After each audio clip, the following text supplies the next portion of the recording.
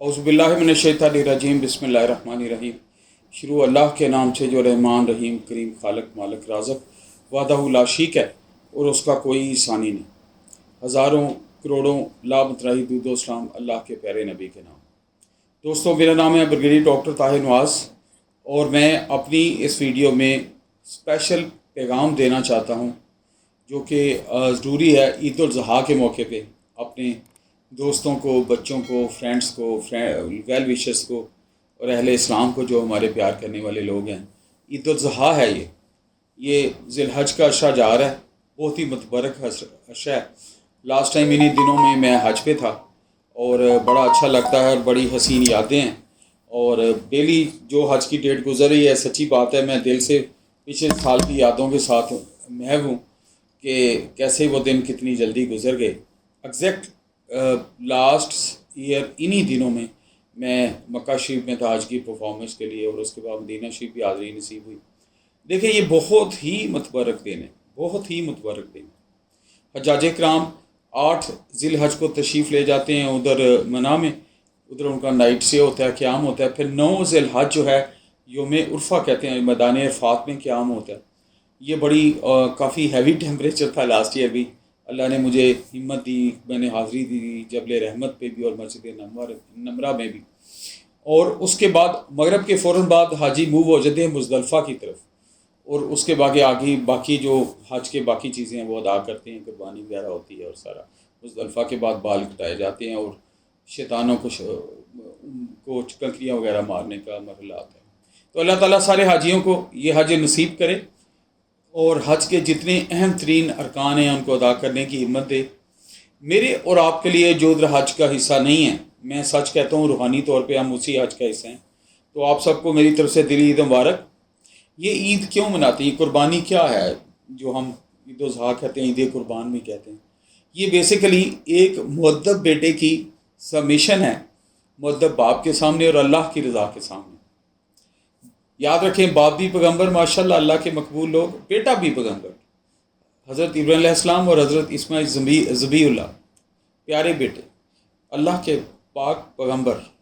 और अल्लाह की रज़ा के लिए आपने वो कुर्बानी दी और अल्लाह पाक को वो कुर्बानी इतनी पसंद आई कि वो छुरी जो है बाप से बेटे के हल्क पे चलने के बजाय अल्लाह पाक ने उधर एक कुर्बानी का जानवर भेज दिया और बेयाद ज़बीउल्लाह क़यामत तक ये कुर्बानी होती रहेगी। इसकी स्पिरिट देखें ना, अदब, मोहब्बत और आजी और अल्लाह के सामने सबमिशन और कुर्बानी, ये इसके ख़ास अंसर हैं।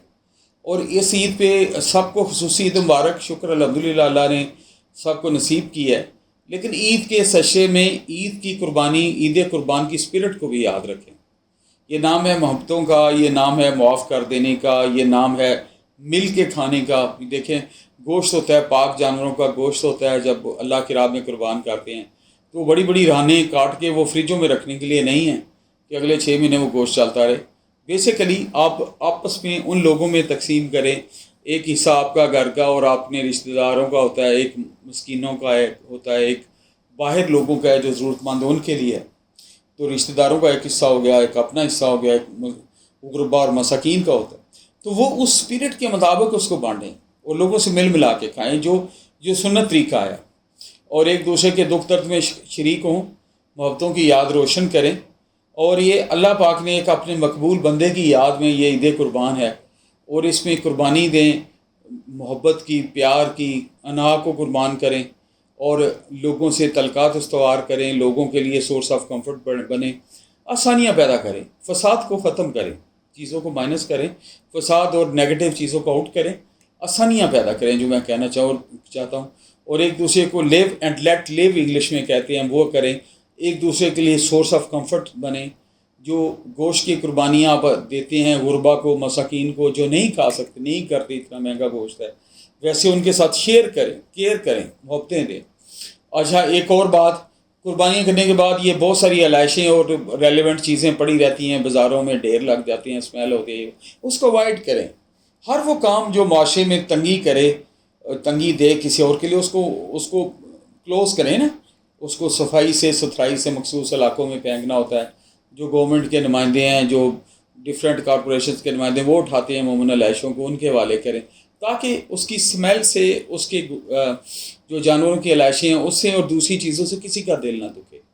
تو میں ریکویسٹ کروں گا آپ کو کہ 9 ذی الحجہ تک یہ بہت ہی اہم عشرہ ہے، اس میں روزے رکھیں، اللہ کی مخلوق کے لیے محبتیں پیدا کریں، اللہ سے استغفار کریں، اللہ کے پیارے نبی پہ پاک درود بھیجیں، اللہ کے مقبول بندوں پہ درود بھیجیں جن کے صدقے ہم بیٹھے ہیں، اور انسانیت کے طور پہ ایک دوسرے کے لیے سورس آف کمفرٹ بنیں، آسانیاں دیں، اور عاجزی کا روٹ اختیار کریں، عاجزی، محبت، پیار کا روٹ، کیونکہ پیار کو پیار سے ہی کاٹا جا سکتا ہے، دشمنی بھی پیار سے وین کی جاتی ہے۔ پیار کا ٹول استعمال کریں، جب آپ پیار کا ٹول استعمال کریں گے تو چیزیں بہتر ہو جائیں گی، جب ہم ریئیکٹیو ہوتے ہیں، نیگیٹو ہوتے ہیں، تو چیزیں منفی ہو جاتی ہیں۔